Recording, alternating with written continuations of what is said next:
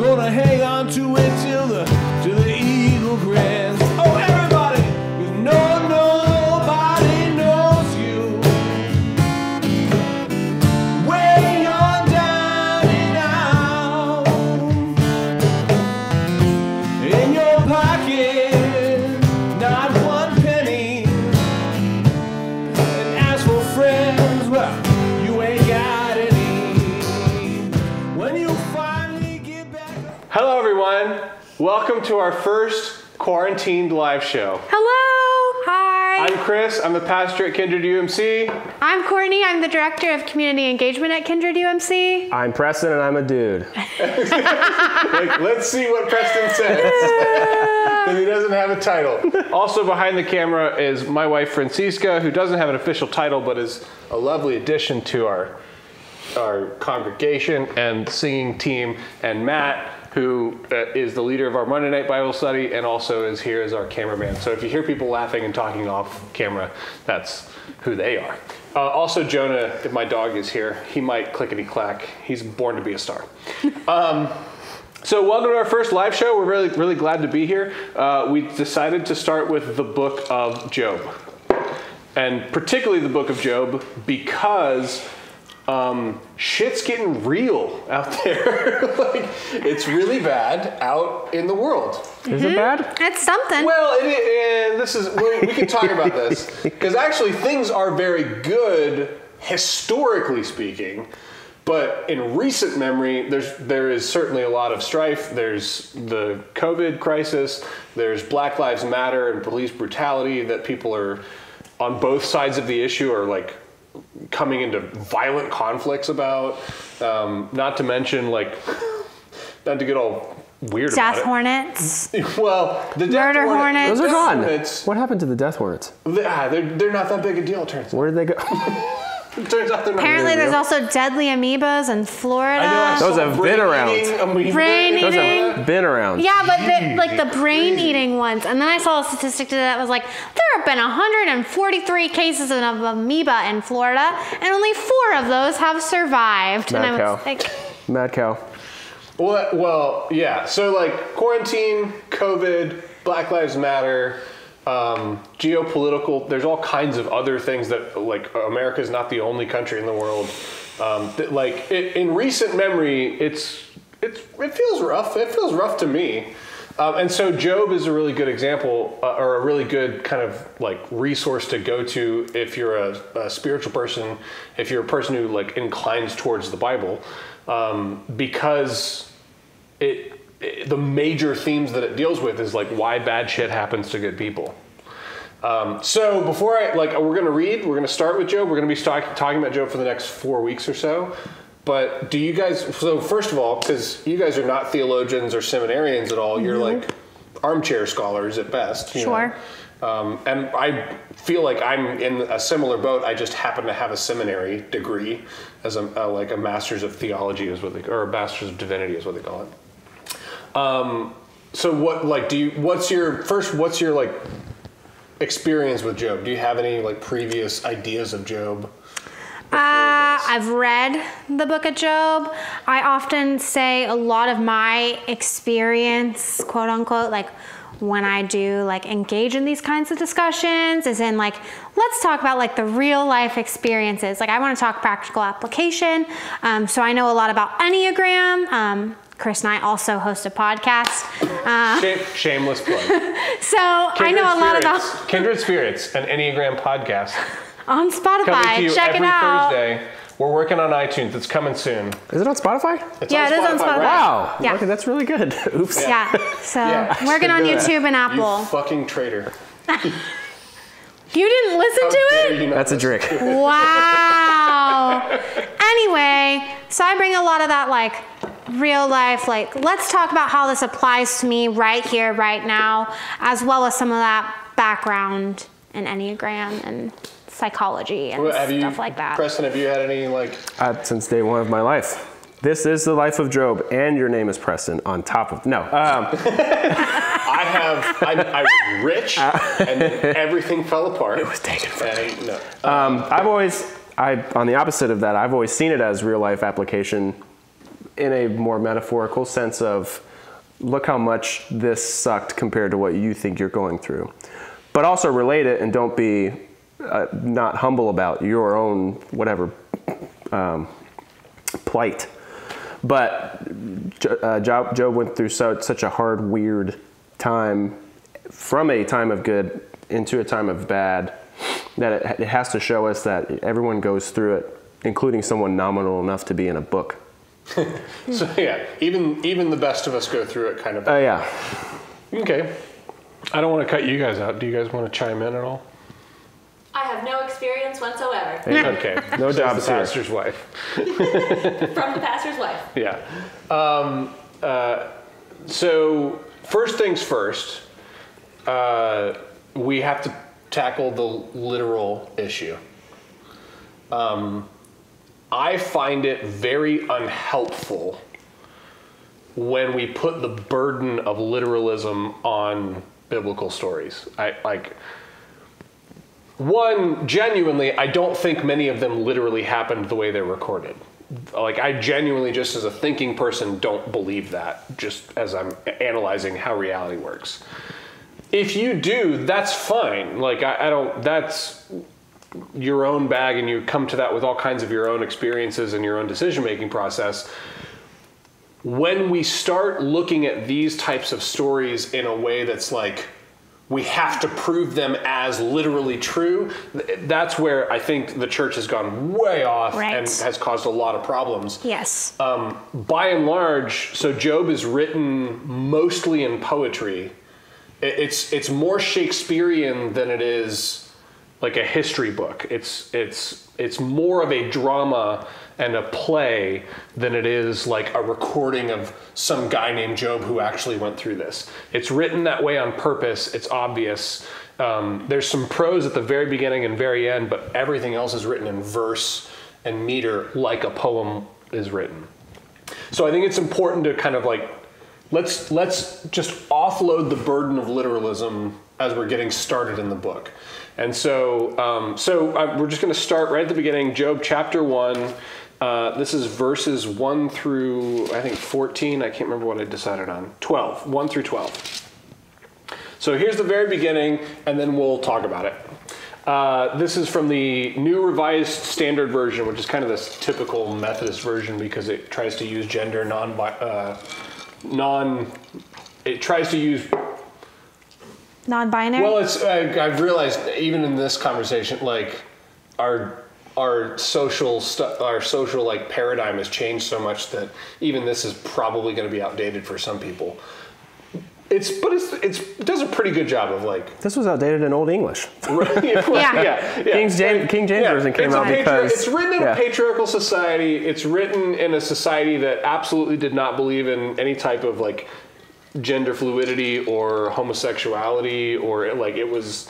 So we just need to understand that as a society we have, generally speaking, different beliefs now, but that's going to help us get into it. So that's a little caveat, I guess.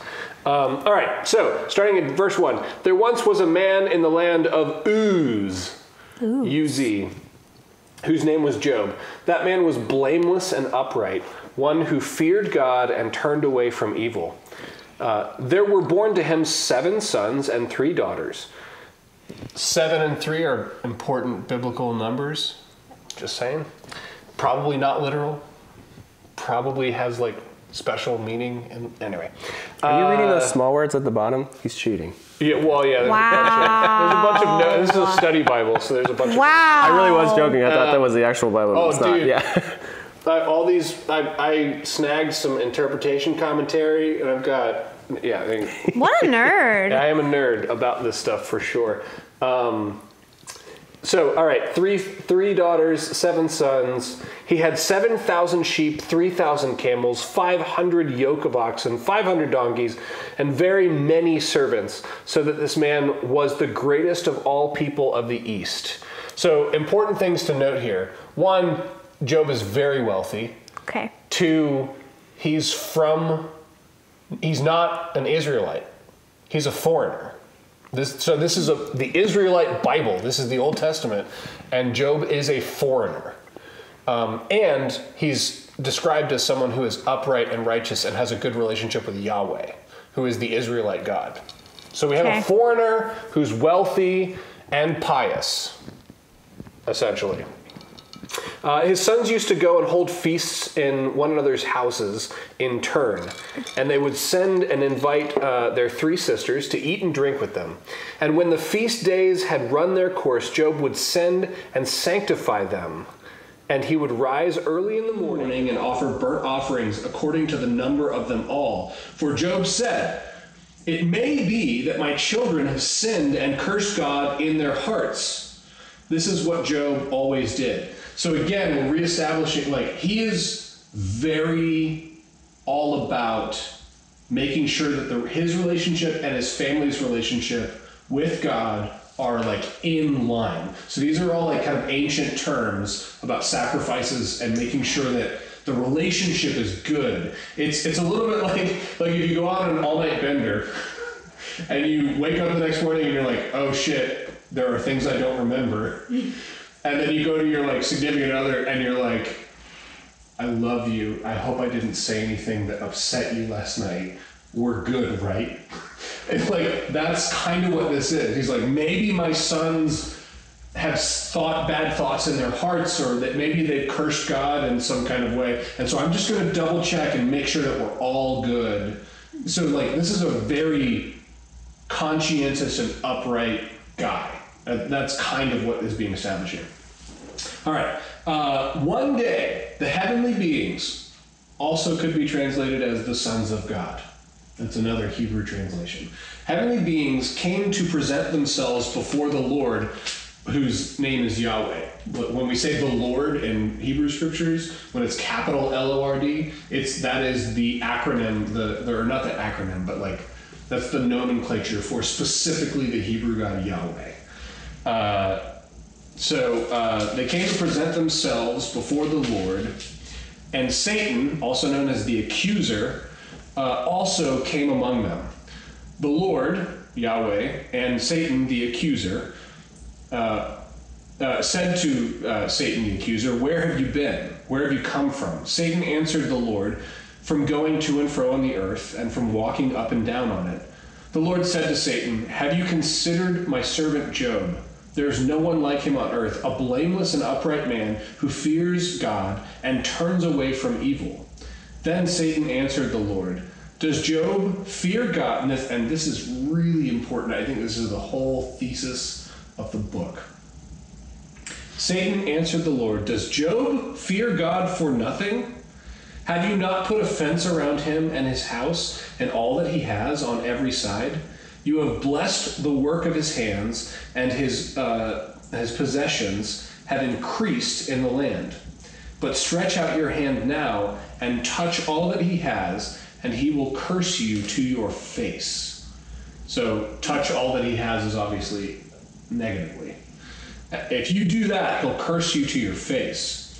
Then the Lord said to Satan, "Very well, all that he has is in your power. Only do not stretch out your hand against him." So Satan went out from the presence of the Lord. So that basically you can do anything to his stuff, but not to him. Now, of course, this is going to escalate.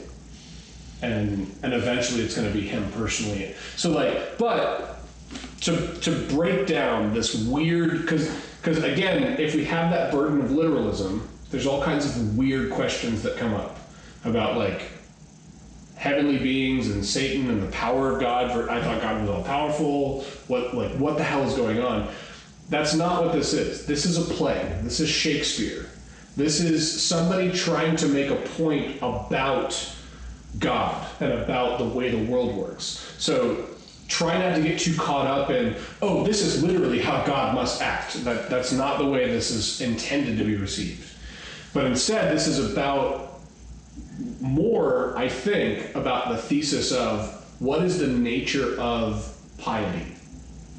Is piety for, if I do good, then God does good to me?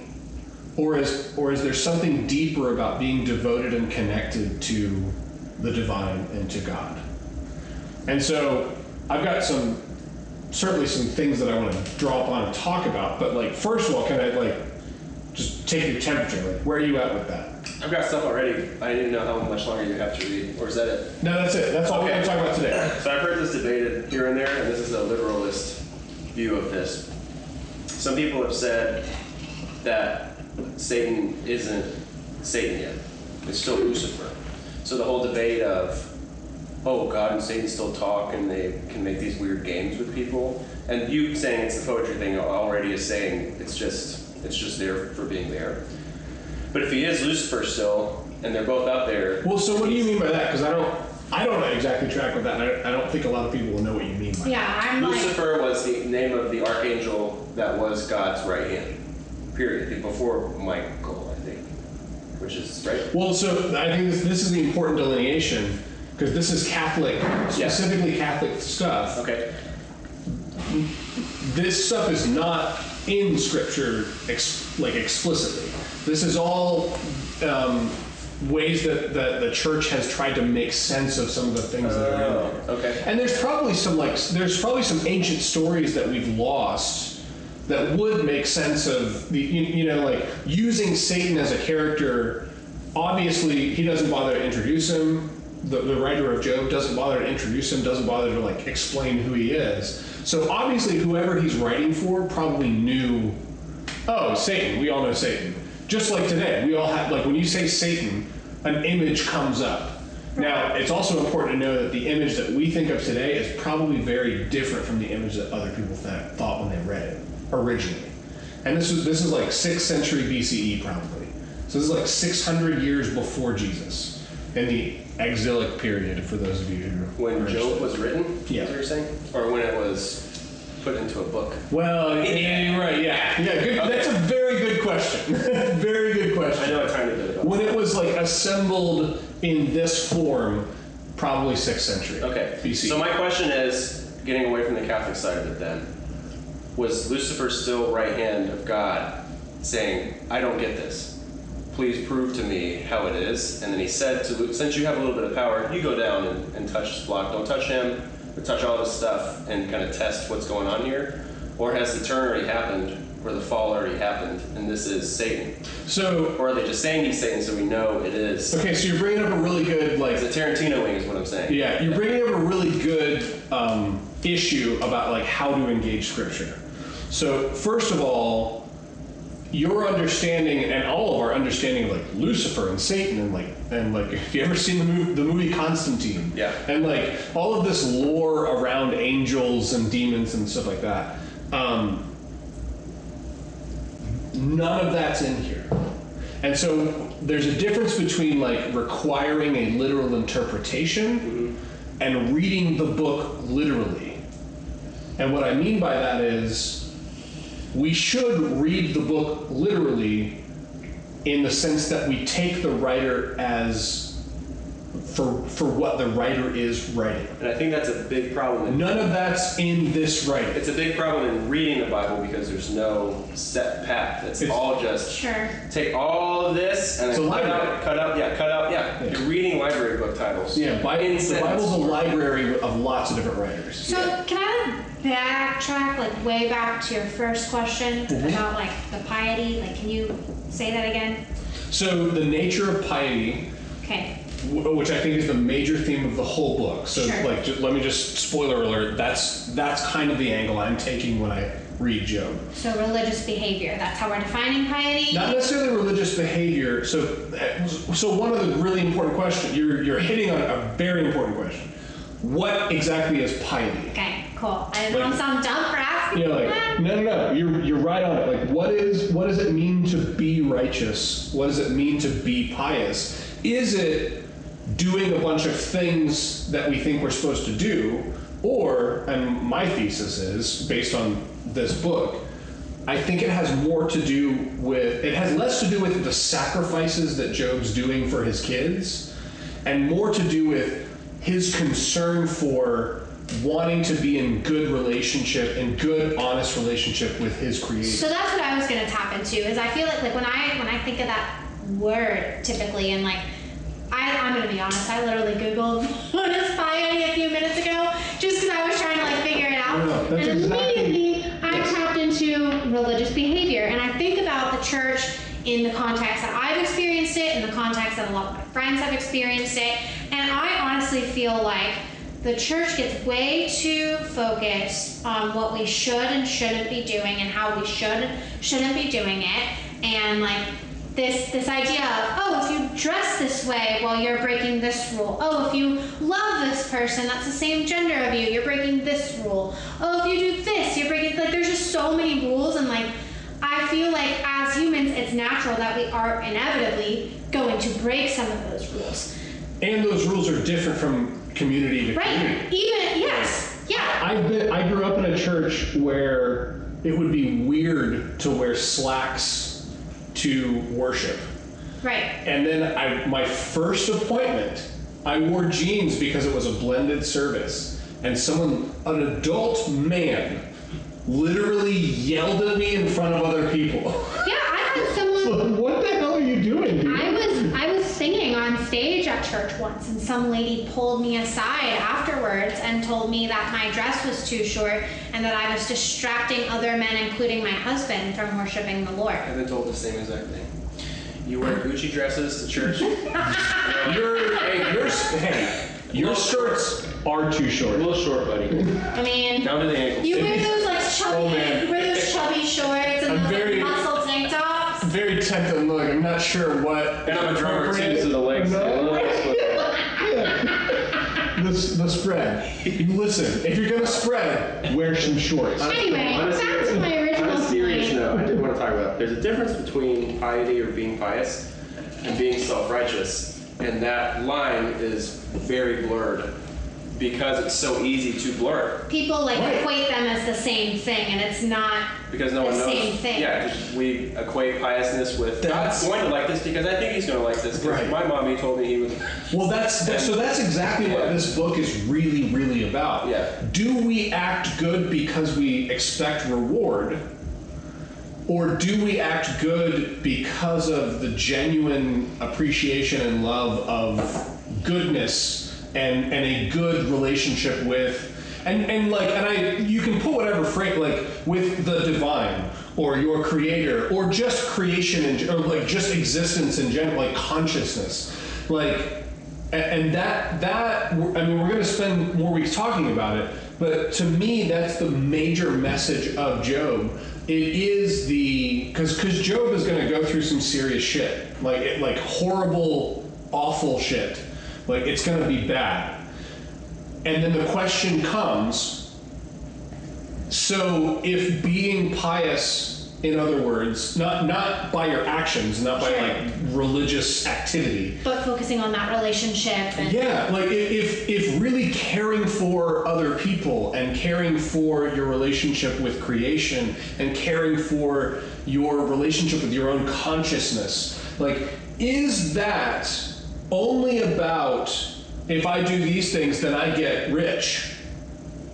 Or is there something intrinsically, inherently, truly good and edifying about that type of, like, not behavior, but like attitude and like framework of looking at, of engaging life? Is there something intrinsically good about that paradigm for engaging life that is even good when you lose everything, and when your body is failing you, and when your loved ones are dying around you? Like, I think the answer of Job, where, like, spoiler alert again, like, the answer of Job is that there actually is something intrinsically good about having a healthy, true relationship with the rest of existence, other than just like, let me get what I can get. Well, and going through those things, like as you were talking, the thing that I immediately got brought back to is like thinking of my own life and the things that I went through, and like some of the, obviously it's very different than what Job went through, or what you went through, or what you went through, but like for me, like... Well, and let me just take a minute. Comparing suffering is almost never helpful. Right. Like, exactly. Like, the worst thing you've ever suffered is always the worst thing you've ever suffered. Even if it's not as bad as someone else, like that's actually not helpful. Right. The worst thing you, Courtney, have ever suffered is the worst thing that you've ever suffered. You know? So like talking, like thinking in that context, like was that stuff really shitty? Yeah, it was really shitty. And if I, for a long part of my life, actually in high school, like when I was going through a lot, when I was really going through it, like I was so focused on the behavior of other people and the behavior of myself that I missed the opportunity to sit and like really feel my way through that and like sit in those feelings and like allow myself to experience it. And now as an adult, like looking back on that stuff and having processed it and having sat through it, I honestly feel like I wouldn't be who I am today without those experiences. My story would look entirely different. And so like... Well, so, because it's really easy to paste over that. And I think what you're saying, I identify with it, obviously, because we have talked about right, this. Yeah, this is not new ground for us. But it's so easy to paint over that. Can you talk a little bit about your experience of kind of like going back and re-engaging some of that stuff? Yeah. As an adult. A lot of the stuff that I had like wrestled with, my parents got divorced in high school. My dad and I had a rocky relationship, and it's been better now. But that has not been without me really getting to the root of what some of those issues were. And so for me, I needed to like not focus so much on the things that were happening to me and focus more on like how it affected me and how I was feeling in the middle of that, and what like my inner child was like yelling at me.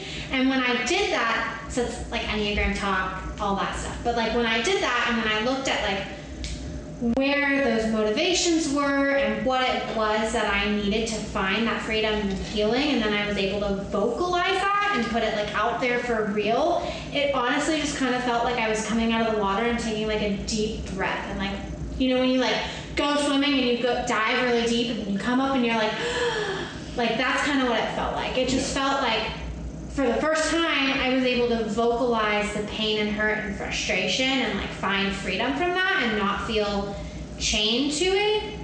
But also be honest about how I was feeling in that experience. Well, so I think there's a couple of key, like very tangible takeaways. One, that's not something that happened like out of the blue. Not to say that it can't, but typically speaking, that's something that we in a group setting worked on for a long time. Right. Like, and it took a group of people, one, being willing to provide that space. Two, it took you being willing to kind of bring yourself to that, because it's not fun. Like, it's hard to describe. It is painful to re-engage that stuff. And then three, I forgot. So one was it took people. Two was that it took you bringing it to. And then three, that it took multiple attempts. Yes. It was like, it wasn't like a one and done kind of thing. It wasn't easy for me to vocalize the first time. And that's also the same process that I went through years before we even met. Right. Like and a process that I've seen lots of people go through. Like, I think that is inherent in like the healing process, the spiritual healing process.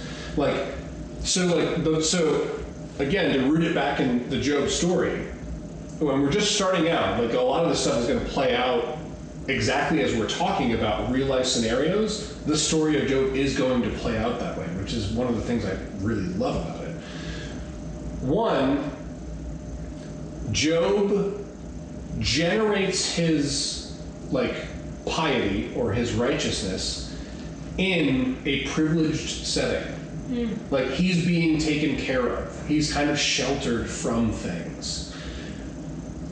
And then now we're going to find out the real root of Job's character and whether or not piety or righteousness or devotion matters in any substantial kind of way, because we're going to see everything get taken away from Job.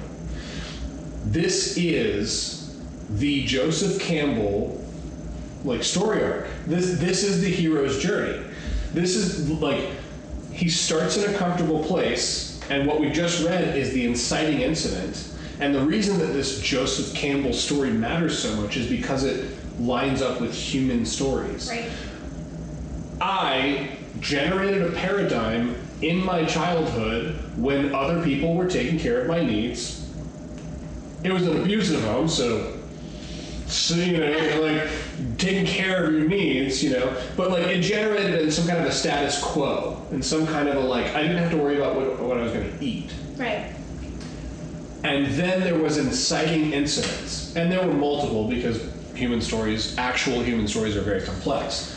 But like there were multiple inciting incidents that could be described along these terms if I was writing a play about what was going on in my life. I could write two characters that would be like, there's God who wants good things for me, and there's Satan who wants bad things for me, and they strike a deal so that I can learn a really important lesson about whether or not this framework actually matters past having enough food to eat or having enough, you know, protection around me. This is the setup for a hero to go on a journey to learn something very important about life, you know? And that sounds cartoonish, but it actually plays out in real human lives. That worked in my life, and it worked in your life. Yeah. And I know, like, you and I have talked a little, like, that also works in your life. like there are things like that are going on in every human life. I don't know, how do you respond to that? Because she and I have been kind of on a bender for the past 10 minutes. I go out on a limb and say it works for probably everybody. Yeah, I think so. Yeah. That's my thing. In different capacities, and going back on your point, it's saying it's really hard to compare a human to a human, because we're in so many different environments, and those people are in different environments around them, and those people have it's all just too much to pinpoint, and we like to do that, and that's the thing. So it's easy to just throw a story at it and go, hopefully you relate. Yeah, we'll be back to you after a commercial break because we know you'll still be there. This season on The Bachelor. It's a joke. Well, but really good stories, I think really good stories, the reason we come back or we stay tuned or in my case, pay extra money to not have to watch ads, the ones that genuinely hook into that rhythm are the ones that I stick around for and want to hear more. Well, and there's something honest and authentic about the messiness in the story as well. If you tell a story and your story is just, you know, we talked about this on the podcast last week, if you're towing the line and you're only really talking about, like, you know, the kind of hard things, or, you know, like, I'm struggling, but the Bible says, God says that I'll be okay. Like, you're not really being honest with yourself or with anybody else about, like, who you really are. And so there's something, like, very authentic, very real, very profound in sharing those struggles and sharing that messiness and being able to step back and say, like, look, life is shitty right now. Yeah. But, like, it is what it is, you know? Well, so to me, the story of Job is about life is shitty right now. Is there something inherently true and good and valuable even when it's shitty? That's what I was trying. And that's what Job. That's to me the message of Job. And like what you said is a really really good tee up for because the next week we're going to talk about Job's loss. We're going to talk about what actually happens, the actual nature of Job's tragedy. And then the next week we're going to talk about because like that we'll get into the poetry of it. And Job has these friends who are very kind of, in modern parlance, I would say, are churchy. And like, this is one of the reasons that Job means so much to me as like a modern Christian, is that Job's friends say shit that people have said to me when I was going through a divorce, or when I was going through job loss, or when I was going through, like, for me, the worst circumstances of my life. I'm like boiling up hearing you say, like, I'm like physically getting tense. Well, hearing you say it. Job's friends come in and say, like, Christianese to him that are very much like what you just said. And I was, as a younger Christian, I was, like, blown away by the fact that, oh shit, I think the message of this book is how garbage those statements are. Like, that's one of the things that, and again, we're talking 500, 600 BCE. Like, this was a major wisdom book for Hebrew people literally over 2,500 years ago.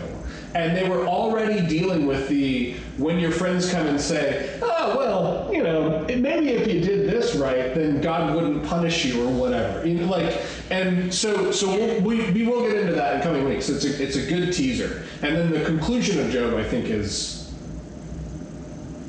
it's hard to describe, but I'm excited about it. It is genuinely emotive and moving and awe-inspiring and very expertly, and I think that's important to recognize, because sometimes we read ancient texts and we think that these guys are like the idiots who were just and it's watching just on the page, and they're like, put it in a book, get it in there before we forget it. That's not the way this was. This was written by a Shakespeare. This was written by Noam Chomsky. This was written by Joe Jobski. Yeah, Joe Jobski. Joe Jobski. Sounds like a rapper name. Yeah, like this is the Odyssey. This is the Iliad. This is Beowulf. These are the reason they stuck around for thousands and thousands of years is because they are so profoundly universally applicable across cultures, across time, because they have something so sincerely human in them that it matters. Yeah. Yes, it's archetypal. It's all of that. So I love so expertly, because I kind of deviated. The ending of Job very expertly avoids any easy, overly simplified conclusions, and that it's one of my favorite things about the book. And so for the next 4 weeks, including this week, the next 3 weeks, we'll continue to walk down that road. But for now, I guess the thing I want to leave on is the question for everyone else to really, really consider. What is the nature of, and you can use whatever you feel like. Sometimes piety can be a really problematic word for people. So take the connotations off of it and get into the denotations, the literal definitions. So like, whatever word works best for you. Piety, devotion, committing yourself to being a moral person, spending time in relationship to the divine or to your neighbors or to existence or to consciousness. I like making a conscious effort into a relationship, or putting a conscious effort into a relationship, which is not easy, which is why it's not done, which is a humongous problem in society. It's not natural. Why we're here. Yeah, Right. I really like the way you put that. It's something people have to be taught. Into a relationship. Yeah, and it's something that people need to practice, and we don't have like our whole small group thing is designed to allow people to actually talk about and think about and practice those skills, because it's not something that happens naturally for most people. See, and I was going to say intentionality, but I feel like that word is very Christianese, or that's like a word that like I've heard a lot used in Christian small groups. So I really like the way that like, you put that, because I think it really defines it. Like conscious effort into that relationship. Putting an effort with your ass behind it. Right. Yes. Not, I'm going to move that chair for you. And that's all I'm going to do. I'm going to move that chair for you, and we're going to go to the bathroom together, and I'll help you with that. Let's be friends. Yeah. Is it possible for us to be friends? Is it possible for us to love each other? Not what else can I do for you, what else can we do together? Yeah. Like when you say, Courtney, if you know what this means, I'll finish my drink, and then you actually finish the drink. I'd say that's in the same vein, but in a different setting. Yeah, just like Sharp gold. Tequila gold. So the question I want to leave with is whatever that, I've been using the word piety, but whatever that X thing is, one, what is the actual nature of it? Like what is it for? Why do you do it? And then two, what happens to that when it's born in privilege or protection? Does it maintain value?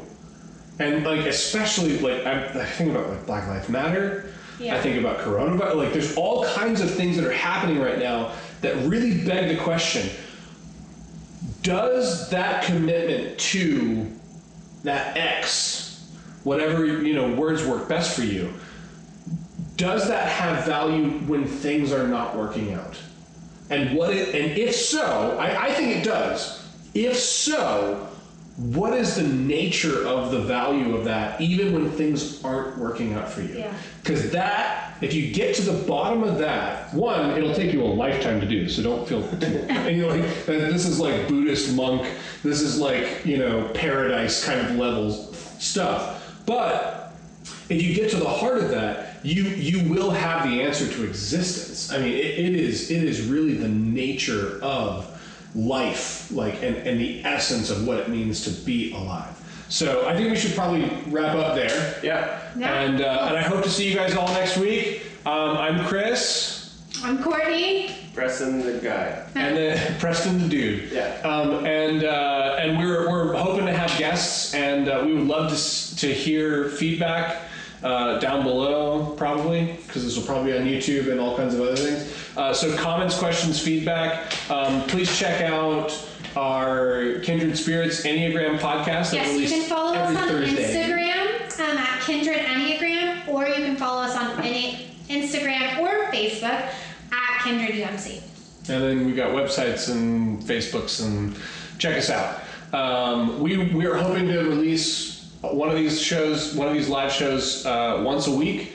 I'm not sure which day we're going to release on, but we said Sundays, right? Is it Sundays? Sundays. Podcast is Thursday. So yeah, live show Sunday, Thursday, podcast, Monday night Bible study. If you're interested in that, just message us and we'll tell you how to zoom in and get plugged into that. And other than that, anybody else for the good of the order? Anything? I don't think so. All right. May the Lord bless you and keep you. May the Lord make his face to shine upon you and be gracious unto you. May the Lord lift up his countenance upon you and give you peace. Everybody wants to be your long lost friend. Said it's mighty strange